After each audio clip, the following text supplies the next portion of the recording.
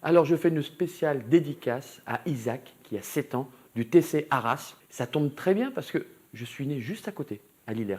Eh bien Isaac, je te souhaite bon courage, vas-y et je te promets de venir te voir un jour dans ton tennis club à Arras. C'est pas beau ça?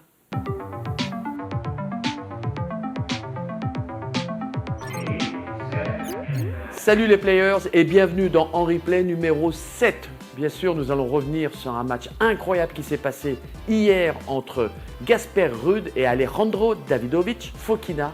Et ça s'est terminé 7-5 au 5e set. Un match incroyable, de mutants. Ça a frappé dans tous les sens. Et comme chaque jour, nous allons commencer avec l'invité du jour. Et pour une fois, et je suis très fier, nous avons une femme, Bérénice Bourgueil, qui travaille avec Bruno Guillon sur RTL et qui va nous parler de Roland-Garros et du tennis belge particulièrement. Et nous continuerons bien sûr par la data du jour, par la chronique 15 et nous finirons par le courrier des lecteurs. Ne la ratez pas, je l'aime bien celle-ci. Eh bien, je suis très content et très heureux de te recevoir, Bérénice. Bon alors Bérénice, vous êtes une famille d'artistes en fin de compte. Oui, c'est vrai. Ah oui, une famille d'artistes parce que bon... Mon papa, musicien soliste dans un orchestre symphonique. Oui, non mais excusez du peu. Ouais, donc du coup, des années de solfège pour moi. C'était bien? C'était chiant, pardon. Non mais attends, mais... non. Mais tu sais, comme dans le sport, tu dois faire tes gammes. Ouais, et ben voilà, c'est ce que j'ai entendu à la maison. C'est ce que j'ai entendu à la maison. Ouais, c'est ça. Donc, 7 ans de solfège et puis de la flûte traversière comme mon papa. Flûte traversière. Ah ouais. Donc j'ai fait jusqu'à un petit concert clavecin flûte traversière. Ça parle, hein, ça parle. Ouais, j'ai fait ça. Et puis en fait, très vite, la radio qui est venue à moi. Tu as fait avec ta sœur. Oui, mais j'ai fait la radio avant ma sœur.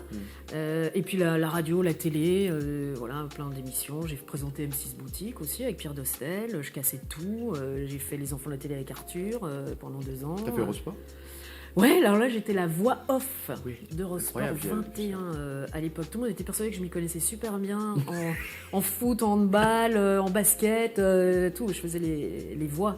Les bandes annonces, et puis du théâtre, de la chanson. Que représente pour toi Roland-Garros? Je rêve d'aller assister à... Non, mais si. Mais je ne le dis pas pour que je ne suis jamais... Non, jamais. Faut remédier à ça. Ah ben un jour, mais bien sûr, mais il faut avoir des rêves, plusieurs, pour pouvoir les réaliser à un moment donné. Ah ouais. Ah oui. Alors là, je regarde. Je vais pas dire le nom, mais quand même. Ah si, vraiment. T'as jamais été à Roland-Garros? Non, je suis jamais allée à Roland-Garros. Et Roland-Garros, pour moi, ça représente, au mois de juin, les examens. Et, oui, comme tout le monde. Comme tout le monde. Moi, donc ça me saoulait et je passais ma vie, devant Roland-Garros. Et puis Roland-Garros, ça représente pour moi aussi les filles. Avec quand même, j'ai vu des matchs, Justine et Kim, quoi. Vous avez quand même un pays... Là, excuse-moi, vous êtes venu en France, bien sûr, vous imposez et avec votre talent, mais chez vous, petit pays, vous avez quand même eu 2 joueuses, toutes les 2 étaient numéro mondial, donc quand même c'est assez exceptionnel, et en homme, c'est peut-être pas si mauvais que ça, tu te souviens un peu, Xavier Malisse peut-être? Xavier, oui, je me souviens de Xavier Malisse, David, le petit Goffin, David, là. David Goffin quand même, maintenant, qui est le meilleur joueur. Steve Darcy, les frères Rocus. Bravo, et il y en a un qui a fait demi-finale, on va voir si tu le trouves celui-là. Une demi-finale? À mon avis, c'est un flamand. Non, je l'aurais pas là. De Wulf. Ah, ouais, non. Non, mais là, c'est loin. De Wulf. Pardon, excuse-moi, mais... De Wulf. De Wulf. Oui. Ah ouais, tout à fait, pas mal, lui. Il était beau mec. Ouais, il était pas mal. Mais voilà, je pense que comme tout le monde, celles qui m'ont marqué sont quand même les filles. Et j'ai eu la chance de rencontrer Justine, et avec qui j'ai beaucoup discuté, qui m'a raconté des trucs dans le milieu du tennis. Ah oui, non mais... Surtout chez les femmes, c'est terrible. Oui, quand elle jouait une des 2 Williams... elle m'expliquait que les 2 étaient là à chaque fois, et elle toute seule. Et Justine, je pense qu'elle est peut-être même un petit peu plus petite que moi et toute fine. Donc tu peux imaginer la force de caractère, la mentale qu'elle peut avoir. Ah non, mais elle, tu veux que je te raconte une anecdote? Vas-y, un jour, je suis là, je suis preneur.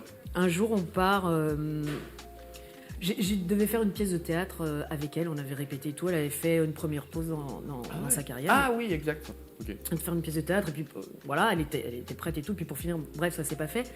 On a commencé à se lier d'amitié et on est partis au ski ensemble. Et à ce moment-là, elle jouait pas au tennis, donc elle avait le droit. Mais c'était la première fois qu'elle avait le droit d'aller au ski, elle avait jamais fait. Et elle savait que moi, j'avais pas mal skié aussi, mais j'ai dit, c'est pas grave, moi je suis pas dans la compète. Moi je n'ai pas ça, j'ai pas suffisamment cet esprit de compétition. Ben, elle est partie une semaine avant nous pour s'entraîner, quoi. Ah oui. Je suis impressionnée par les sportifs de haut niveau. Dans une autre vie, j'aurais aimé être sportif de haut niveau parce que je trouve que ça apporte beaucoup de choses. Et puis, je sais pas, là, tu sors de boîte de nuit, là, ou quoi? Ouais, c'est quoi? Raconte-moi, c'est une belle histoire, ça. Ouais. C'est un engagement que tu as fait, toi, personnellement, dont tu es l'organisatrice, la marraine, en Belgique. Voilà, tout à fait. Donc c'est parti de nous en Belgique. On a depuis plus de 30 ans ce qui s'appelle le Télévis. Oui. On peut comparer ça au Téléthon en France, sauf que pour nous c'est pour la recherche contre le cancer. Et puis un jour, comme tout le monde, je connaissais les pièces jaunes que vous faites en France avec Bernadette Chirac et puis maintenant Brigitte Macron. Et puis je me suis dit, les pièces jaunes, oui, on va pas refaire la même chose. Mais en revanche, il y a des petits centimes que j'ai appelés pièces rouges. Et donc OPR, c'est Opération Pièces Rouges. Et c'est la 3e année que je récolte des tonnes et des tonnes de petites pièces rouges. Et là, on est en plein milieu de la 3e saison, mais depuis 2 ans, on est à plus de 860 000 euros récoltés. Ah ouais. Et la première année, c'était 44 tonnes, la 2e année, 34 tonnes. Et puis là, on est en plein dedans et je reverse tout ça au FNRS pour la recherche contre le cancer. Merci beaucoup. Merci Henri. Merci.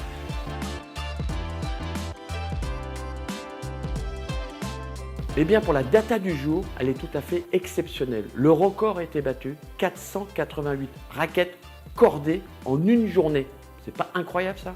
Et si mettons on calcule pour toute la quinzaine de Roland-Garros, ça fait 5600 raquettes cordées. Exceptionnel. Et pour terminer, j'en ai une autre, mais alors celle-là, combien de temps on met pour corder une raquette? Eh bien, le record a été battu, 22 minutes. Bravo. Chronique 15, 1986. Un moment exceptionnel. Un Roland-Garros très très particulier. Pourquoi? Parce que je fais demi-finale cette année-là et je finis l'année numéro 5 mondiale. Alors je vais revenir un petit peu de ce qui s'est passé en 86. Il y a eu un match très très important contre un joueur qui s'appelle Cássio Mota, di Brasil. Je suis mené 2-7-0. Il a 3 balles de match dans le tie-break. Et je renverse la situation en gagnant 7-6 et après 6-0. 6-0. Mais aussi, il y a une autre petite anecdote qui est assez sympa, c'est que pendant ce match contre Cássio Mota, à un moment, je suis complètement désespéré, je suis mené 2-7-0 et je ne sais plus quoi faire. Et à un moment, il y a un petit ramasseur de balles qui me donne un petit bout de papier que Patrice Dominguez avait écrit. Vas-y Henri, on t'aime, on est avec toi. J'éclate de rire. Je fais, bah ouais. Ben, ça a tout changé. Dans ma tête, je me suis dit, mais complètement libéré et j'ai sauvé 3 balles de match dans le tie-break du 3e set pour terminer 6-0, 6-0. Il est reparti en bicyclette, Cássio Mota. Ça m'a permis d'aller en demi-finale et malheureusement de perdre contre Michael Bernfors qui, lui, a joué cette finale contre Ivan Lendl. Voilà l'anecdote de 1986, meilleure année. Cette histoire avec Peyo, elle est incroyable quand même. Déjà, l'histoire de Peyo, elle remonte à il y a 8 ans, un peu plus maintenant, où à l'époque, je cherchais un cheval polyvalent, autant pour la compétition que pour le spectacle. Et je suis parti dans le sud de la France, dans un endroit improbable, avec une hygiène horrible et puis des conditions de détention très particulières. Et puis, je ne trouvais pas le cheval qui me faisait rêver. Et puis, il y avait Peyo. Avec qui je m'entendais déjà pas, mais vraiment pas. Pas du tout. Pas du tout. C'était. Ah ouais, on se détestait mutuellement. Ah et quand je suis monté dessus, ça a été assez incroyable. Pour la première fois, j'ai ressenti ce qu'on ressent en temps normal avec un cheval, quoi. Et puis on a réussi à s'accorder. Vous avez compris finalement ce jour-là, quoi. Ouais. Assez bizarrement, il a toujours été très agressif avec tout ce qu'il y avait autour de moi. Par exemple, il m'a tué mes 2 meilleurs chevaux, il m'a tué mon chien, il m'a tué ma chèvre, il a envoyé à l'hôpital mon ex-petite amie, de jalousie. Alors autant on se respecte, on n'a pas tellement de contact hormis pendant les soins, après je le laisse vraiment tranquille dans sa bulle. Il veut venir, il vient, il veut pas, ça m'arrange. Mais émotionnellement, par contre, il n'y a pas de place pour quelqu'un d'autre. Pour quelqu'un d'autre, qu'il soit humain ou animal. Donc ça aussi, il faut gérer. C'est l'envers de la chose, mais bon, après, il faut le prendre comme il est. Et puis moi, la chance que j'ai, c'est que je peux vraiment adapter ma vie à lui et vivre en autarcie avec lui, quoi. On a toujours observé des réactions complètement ahurissantes, disproportionnées, en présence de certaines personnes. Par rapprochement, on s'est aperçu que ces personnes-là avaient tous en commun d'être impactées, malheureusement, par une maladie dégénérative. Et surtout que toutes ces personnes-là, quelque temps après avoir eu ce gros animal qui s'approche d'eux et qui commence à les renifler, à lécher ses lèvres, à avoir un comportement complètement irrationnel, malheureusement on apprenait qu'elles étaient décédées. Au début ça nous faisait rire avec ma bande d'artistes quand on partait, dès qu'on appelle ça les premiers rangs. Donc c'est vraiment les rangs où on emmène les fauteuils roulants, les personnes vraiment fragiles. Et dès qu'il y avait quelqu'un un peu proche de la piste, il dit regardez, à tous les coups il va aller mettre son nez sur cette personne-là.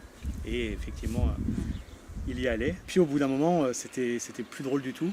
Déjà on faisait peur aux organisateurs, on faisait peur à tout le monde, donc on ne sortait plus beaucoup.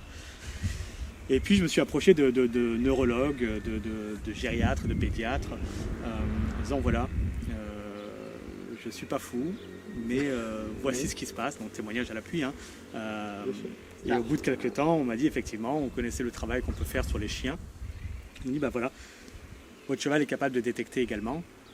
En revanche, il a une vraie sensibilité à partir du moment où les tumeurs émettent une odeur bien particulière et où le corps se met petit à petit à l'arrêt.